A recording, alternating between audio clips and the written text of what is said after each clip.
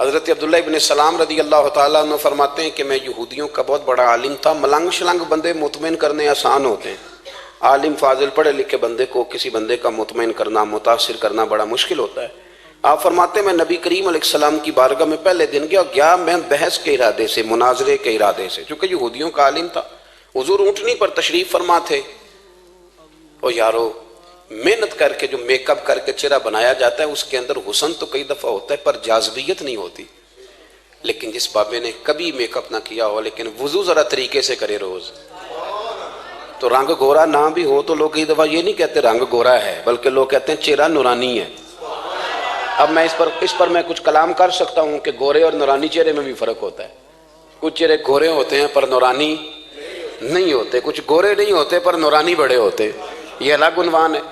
تو حضرت عبداللہ ابن سلام رضی اللہ تعالیٰ عنہ فرمانے لگے جب میں گیا تو حضور اونٹنی پر تشریف فرما تھے، کہتے ہیں سادہ وضو، اور میں دیکھ رہا تھا کہ داڑھی مبارک میں کنگھی بھی نہیں ہوئی تھی، سرکار نے سر پہ سادہ سا امامہ باندھا تھا۔ حضور اونٹنی پر بیٹھے تھے اور جس اونٹنی پر تشریف فرما تھے اس پہ کجاوا بھی کوئی نہیں تھا، لیکن کہتے دو جملے حضور کی زبان سے نکلے، دو جملے، اور میں ان جملوں کا قیدی ہو گیا۔ میرے محبوب نے فرمایا جو چاہتا ہے کہ اس کی عمر بھی زیادہ ہو، رزق میں بھی برکت ہو، آپ بھی چاہتے ہیں نا عمر بھی زیادہ ہو، رزق میں بھی برکت ہو، تو حضور فرمانے لگے اس کے لیے کرنے کا کام یہ ہے کہ اگر وہ چاہتا ہے عمر زیادہ ہو، رزق میں برکت ہو، تو اپنے رشتہ داروں کے ساتھ اچھا سلوک کرے۔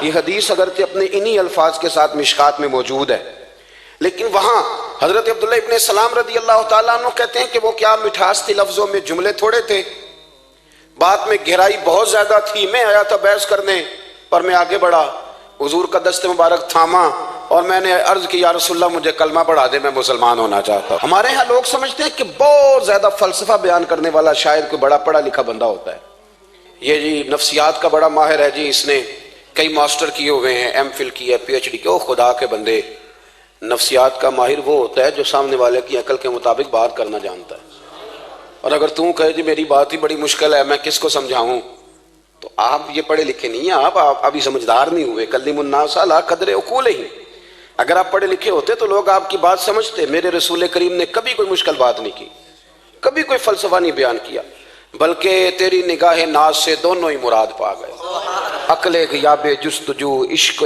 حضور و اضطراب۔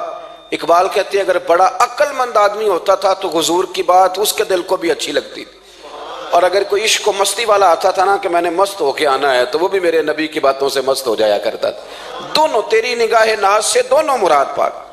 تو حضور کو بات کرنے کا سلیقہ بھی بڑا شاندار آتا تھا۔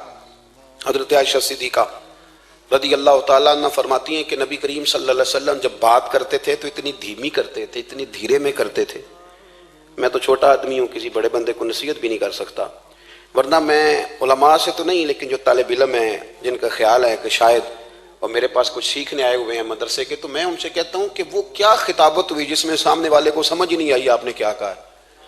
آپ اتنے جوش میں چلے گئے، کہتا جی وہ میرا عشق بڑا جوان تھا، تو میں نے کہا آپ کا عشق زیادہ جوان تھا، پھر رسول پاک کی سنت سے ہی آگے نکل گیا ہے۔ اب ٹھہر ٹھہر کے بات کریں، آپ کی بات اگر سامنے والے کی سمجھ میں نہ آئی تو اس کا معنی کیا ہوا؟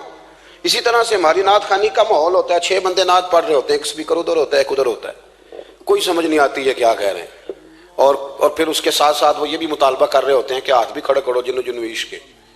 میں کہیں جی نہیں کہی تھا، ویسے تو کہہ چلو پڑھ لیں، ورنہ اگر آپ ایسے ہی استاد بائی پاس والے بیچارے کو تو ہارٹ اٹیک ہو جائے گا ہاتھ کھڑا کرے گا، تو ہے تو وہ بھی عاشق رسول ہی نا، لیکن یہ قسمیں نہ ڈالیں، یہ کوئی طریقہ ہی نہیں ہے، نہ کہیں دین اس کی اجازت دیتا ہے۔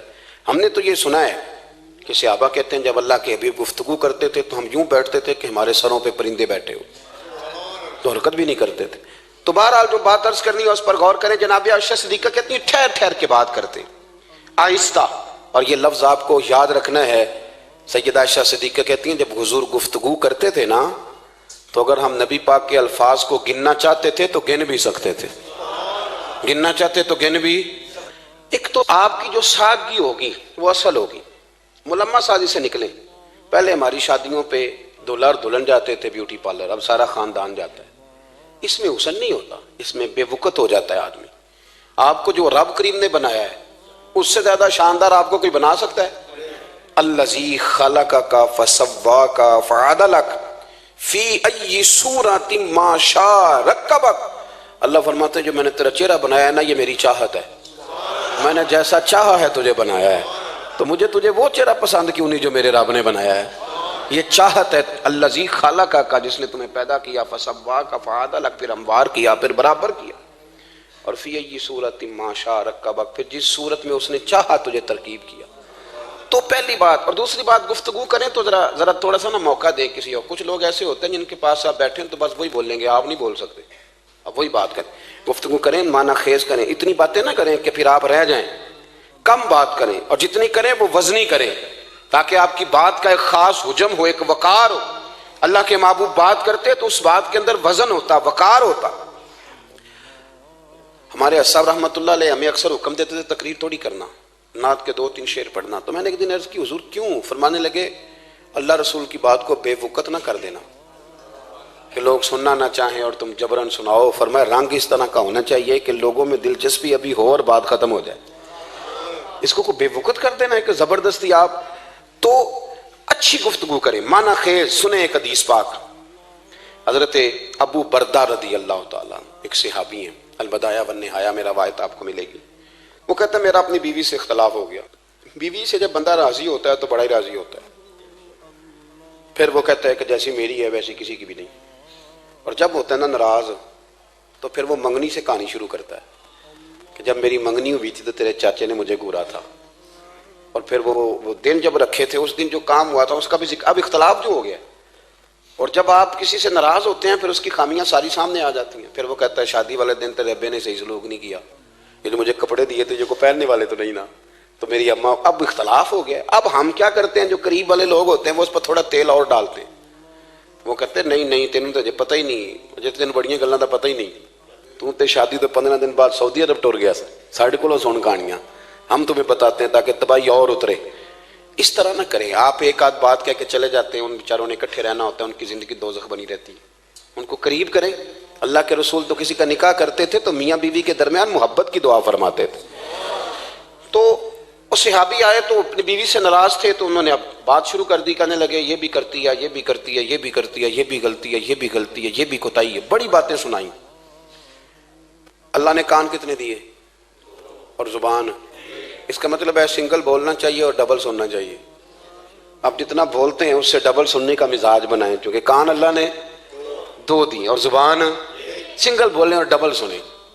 حضور سنتے رہے، بلکہ حضرت ابو بردہ رضی اللہ تعالیٰ عنہ کہتے ہیں میرے محبوب نے نا تکیہ منگا لیا، ٹیک لگا لی۔ کئی لوگ کہتے ہیں نا جی ڈاکٹر نے میری بات تو پوری سنی کوئی نہیں، تو جب تک پوری سنی نہ جائے بعض بندوں کو تسلی نہیں ہوتی، پورا وقت دیا۔ وہ کہتے ہیں جتنا میرے اندر غبار تھا سارا میں نے نکالا، اور میں نے ثابت کر دیا کہ میری بیوی میں یہ بھی کمزوری ہے، یہ بھی کمزوری ہے، یہ بھی کمزوری ہے۔ کہتے ہیں جب میں تھک گیا نا باتیں کر کر کے اور باتیں ختم ہو گئیں تو حضور ہلکا سا مسکرائے، پھر پہلی نظر ہی لوٹ لے ماہی تیرے ہار شنگاراں۔ کہتے ہیں حضور ہلکا سا مسکرائے زیر لب اور فرمانے لگے کہ تیری بات ختم ہو گئی ہے تو ایک میں بھی کر لوں۔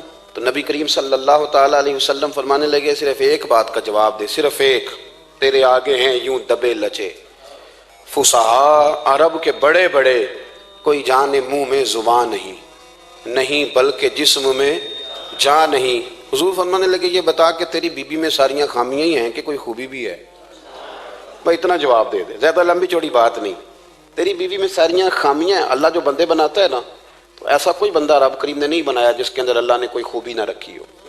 یہ الگ بات ہے کہ ہماری اپنی اینک پر مٹی پڑی ہوتی ہے اور ہم سامنے والے کا چہرہ صاف کرتے رہتے ہیں، اپنی اینک نہیں صاف کرتے۔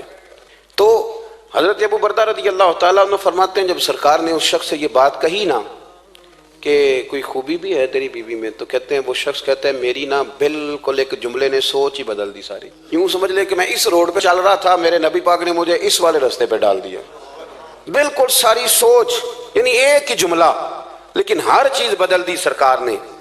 حضور فرمانے لگے کوئی خوبی بھی ہے؟ کہتے میں تھوڑی دیر چپ رہا، عرض کی یا رسول اللہ صلی اللہ علیہ وسلم آپ حکم کریں۔ تو حضور فرمانے لگے اپنی بیوی سے کبھی بغض نہ رکھو، اگر تمہیں اس کی خامیاں نظر آئیں تو اس بات پر توجہ کرو جو اس کے اندر خوبی ہو۔ کہتے ہیں میں نے اٹھ کے عرض کی یا رسول اللہ میری بیوی پردے کی بڑی پابند ہے، میری خوابگاہ میں کوئی دوسرا شخص کبھی پیر بھی نہیں رکھ سکتا، تو فرمایا جا پھر گھر جا کے بسا، جو سب سے اعلیٰ خوبی تھی وہ تو اللہ نے تیری بیوی کو عطا کی ہوئی ہے، گھر بسا۔ تو ایک تو سرکار کی ظاہری جو اللہ نے آپ کو حسن و جمال دیا تھا وہ بے مثل تھا، گفتگو کا جو ڈھاب اور سلیقہ دیا تھا وہ بے مثل اور بے مثال تھا، اور پھر جو حضور کی ادائیں تھی نا، کانا خلقہ القرآن۔ حضرت عائشہ صدیقہ کہتی ہیں میرے محبوب کے اخلاق دیکھنے ہو تو قرآن پڑھو، جن اخلاق کا قرآن درس دیتا ہے وہ عملی طور پر سارے مدینے والے محبوب میں پائے جاتے تھے۔ جو سب سے بہترین عادت تھی نا، بہترین ترین عادت، وہ اللہ نے میرے رسول کریم کو عطا فرمائی۔ ہمارا نا اب ایک مزاج بن گیا ہے، ہمارے بعض لوگ بڑے فخر سے بتاتے ہیں کہ یہ مسواک سنت ہے، اب تو سائنس بھی مان گئی ہے کہ مسواک کریں گے تو آپ کے وجود کے اندر جو منہ میں فالتو مادے ہوں گے جراثیم وہ مر جائیں گے، اب سائنس بھی مان گئی ہے۔ مجھے کبھی کبھی اس لفظ سے بڑی تکلیف ہوتی ہے، میں کہتا ہوں کہ سائنس اگر نہ مانے تو ہمیں کوئی اس پہ فرق پڑتا ہے؟ نہ مانے سائنس، ہمیں کیا لینا دینا سائنس سے؟ سائنس تو کبھی کچھ کہتی ہے پھر کبھی کچھ اور کہنے لگ جاتی ہے، سائنس کا کیا ہے؟ سائنس کو منوانا ہماری ڈیوٹی۔ ہاں، اس طرح کا دین نہ بناؤ کہ معاذ اللہ دین کو سائنس کا غلام کر دو۔ سائنس کل بھی رسول اللہ کی غلام تھی، آج بھی میرے نبی پاک کی غلام ہے۔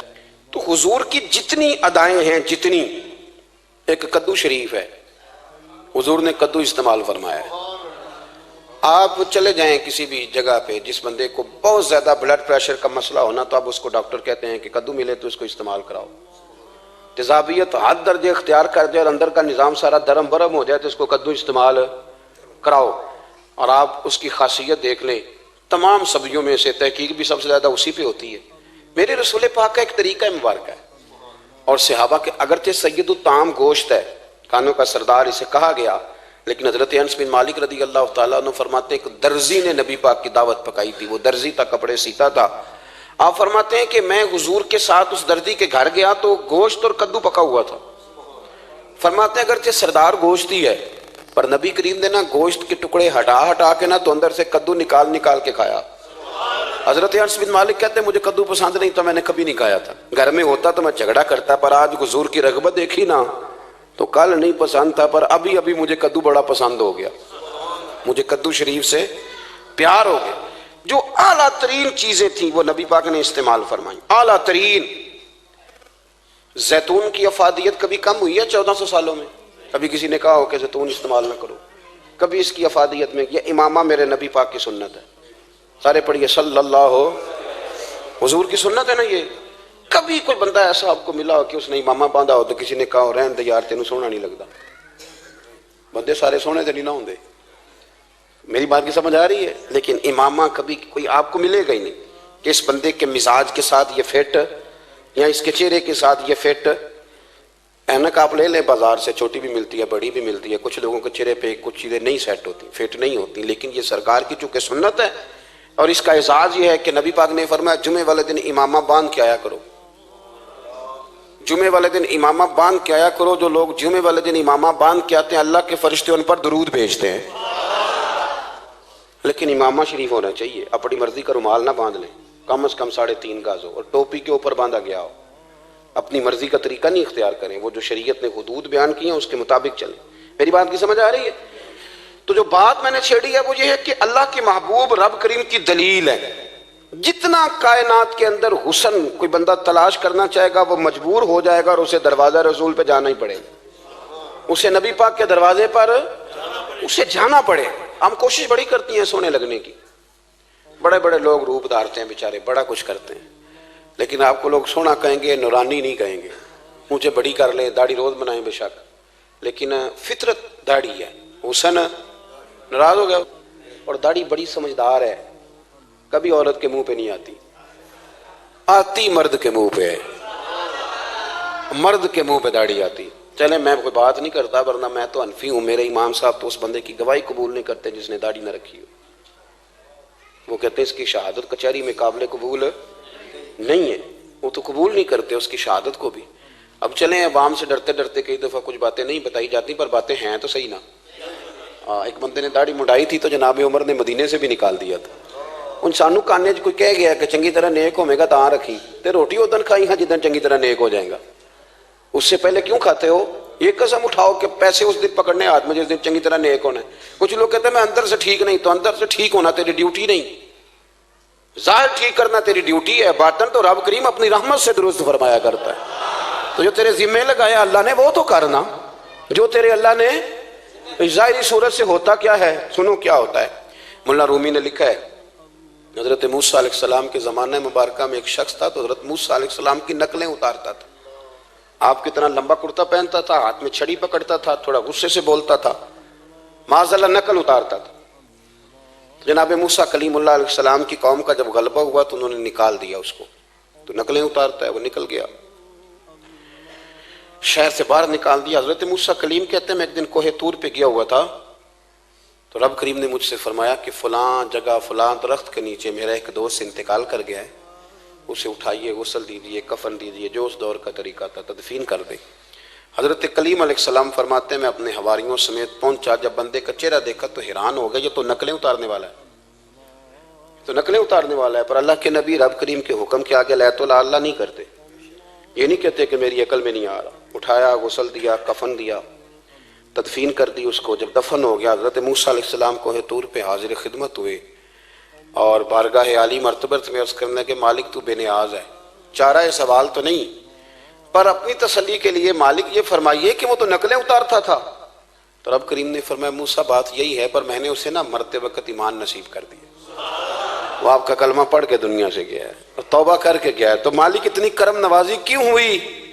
تو رب کریم نے فرمایا موسیٰ جب وہ تیری طرح بن سور کے نکلتا تھا نا, تیری ادائیں اپناتا تھا, تو مجھے پیارا ہی بڑا لگتا تھا, وہ پیارا لگتا تھا. یارو دیکھو نا ترمذی شریف میں حدیث ہے, میرے رسول پاک علیہ السلام نے فرمایا میرا امتی جب سفید داڑھی لے کے قبر میں جائے گا نا, داڑھی اور وہ بھی سفید, تو رب فرشتوں سے فرمائے گا اسے عذاب نہ دینا, یہ میرے محبوب کی سنت سفید داڑھی لے کے آگے, مجھے شرم آتی ہے اسے عذاب دیتے. آپ بات کو سمجھے کہ یہ حضور کی سنت کا اعزاز جو اللہ کی بارگاہ میں, رب کے حضور جو سنت کا اعزاز, اس لیے کہ کائنات میں سب سے اعلیٰ ترین جو کام تھا وہ کیا ہی میرے مصطفیٰ کریم نے. اعلیٰ ترین عمل نبی پاک, اعلیٰ ترین, اور طریقہ مبارکہ میں حسن اور جاذبیت. اور آپ اندازہ کر لیں, ہم لوگ پٹری سے اتر جاتے ہیں, مرضی کرتے ہیں, ہمارا مزاج ہے جتنا مرضی کو کہے کہ الکوہل والی خوشبو استعمال نہ کریں, پر ہم کوئی نہ کوئی دلیل نکال کے لے ہی آتے ہیں. لیکن خوشبو اس دور میں بھی اتنی بکتی ہے جس کی حد نہیں, اور لوگ اپنی اپنی ضرورت کے لیے اس کو استعمال ہے. ان 1400 سالوں میں 1450 سالوں میں ایک دفعہ بھی ایسا نہیں ہوا کہ یہ کاروبار کہیں ٹھنڈا ہوا ہو. حرم شریف اللہ آپ کو لے جائے تو مسجد نبی میں سونے کی دکان کے ساتھ خوشبو والی دکان ہوتی, یعنی اتنا مہنگا کاروبار ہے کہ جتنا کرایہ سونے کی دکان والا دے رہا ہے اتنا ہی خوشبو کی دکان والا دے رہا ہے. اتنا مہنگا یہ کاروبار ہے, ایک دن بھی اس کام کی اہمیت کم نہیں ہوئی. اور رسول کریم نے کیا فرمایا, صحابہ کہتے ہیں 3 چیزوں سے کبھی منع نہیں کرتے تھے. کوئی تکیہ دیتا تھا تو قبول کرتے تھے, کوئی بندہ اگر حضور کو دودھ پیش کرتا تھا تو نبی پاک قبول کرتے تھے, اور اگر کوئی شخص حضور کو خوشبو دیتا نا تو حضور جلدی قبول فرماتے تھے. یہ مزاج تھا. تو جو اعلیٰ ترین چیزیں تھیں ان کو میرے رسول کریم صلی اللہ علیہ وسلم نے کیا, ہمیں کر کے دکھایا. ہمارا ظاہری حلیہ, آج بھی اہل عرب لمبا کرتا پہنتے ہیں, آپ لمبا کرتا پہننے حیا کے زیادہ قریب ہے. کھلا لباس حضور پسند کرتے تھے, یہ شرم و حیا کے زیادہ قریب ہے, اس کے اندر انسان کا پردہ زیادہ ہے. وہ ساری اعلیٰ قسم کی صفات جن سے ایک آدمی متصف ہو سکتا ہے اور اپنے آپ کو سجا سکتا ہے, اپنے معاملات کو ٹھیک کر سکتا ہے, وہ ساری رسول پاک نے ہمیں عطا فرمائی.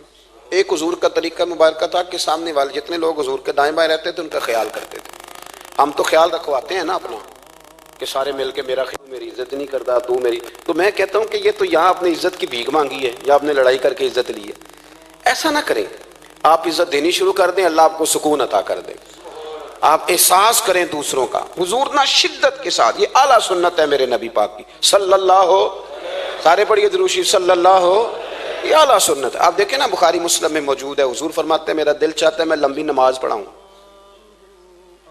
لمبی نماز پڑھاؤں, دل میرا چاہتا ہے. لیکن فرمایا جب میں دیکھتا ہوں نا کہ پیچھے بچے بھی کھڑے ہیں, بوڑھے بھی کھڑے ہیں, بیمار بھی کھڑے ہیں, تو گویا حضور فرمانے لگے میں بندوں کا احساس کر کے رب کی نماز چھوٹی کر دیتا ہوں. میں مختصر پڑھاتا ہوں، اور مسند امام احمد بن حنبل میں حدیث کے لفظ ہیں کہ اگر کوئی نبی پاک کا انتظار کر رہا ہوتا تھا تو نماز مختصر پڑھتے تھے اور اس کو فارغ کر کے بھی لمبی نماز پڑھتے. ایسا نہیں کہ اب آئے ہیں 4-5 لوگ تو ان کو پتہ چل جائے کہ حضرت جی بڑی تگڑی نماز پڑھتے ہیں، بڑے صوفی صافی آدمی، یہ نہیں، بلکہ نماز ہے. بلکہ مسند امام احمد بن حنبل میں تو وہ خوبصورت حدیث موجود ہے.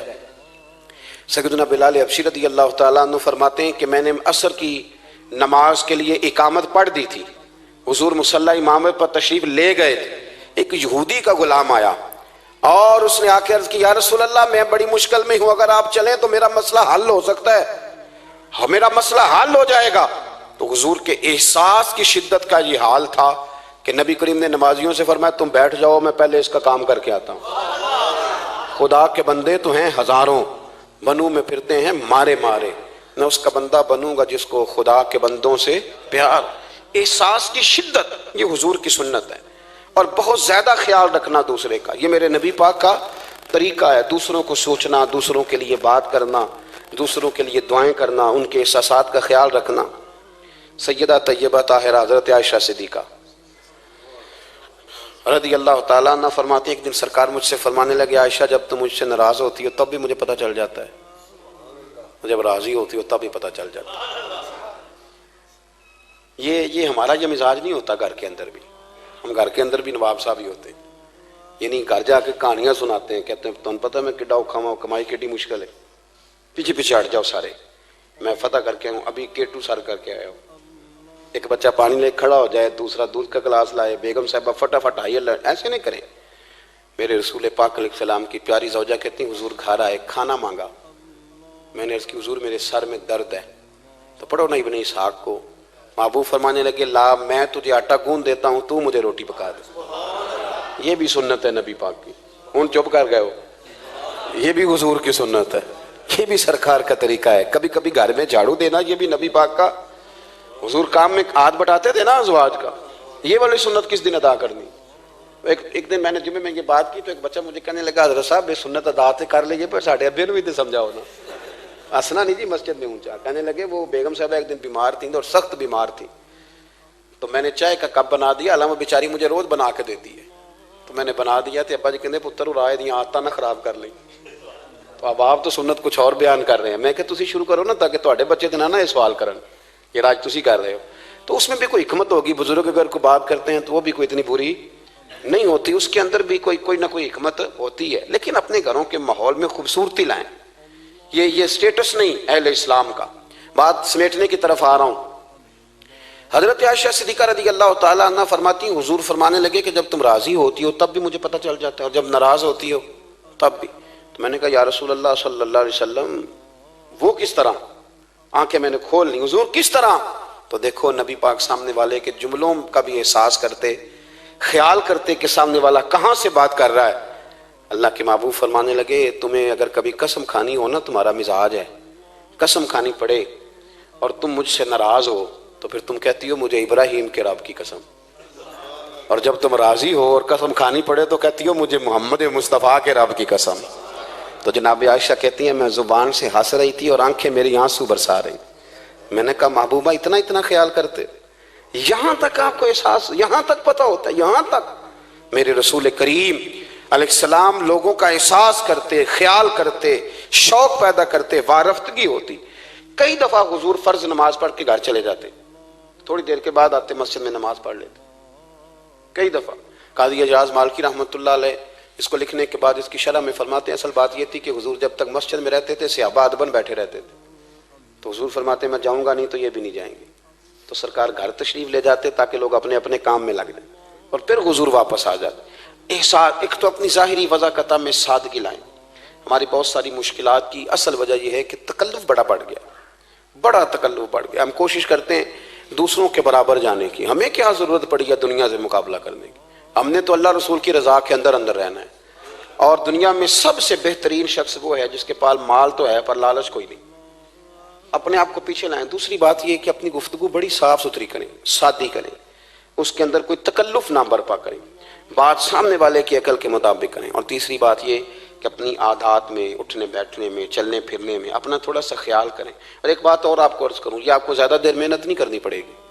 اگر تھوڑا سا وقت آپ اپنے آپ کو دے دیں نا، اقبال کہتے ہیں اپنے من میں ڈوب کر باجا سراغ زندگی، چل تو اگر میرا نہیں بنتا نہ بن، اپنا تو بن، اپنا تو بن، تھوڑا اپنے اوپر بھی تو محنت کر لے کہ ساری زندگی دوسروں کی اصلاح کرتے رہنا۔ دوست کوشش کرے اپنی عادات پہ 2 4 5 ہفتے کے لیے محنت کرے تاکہ عادتیں سنور جائیں، تاکہ طبیعتیں بدل جائیں۔ ایک حدیث پڑھتا ہوں اور اپنی بات کو سمیٹتا ہوں۔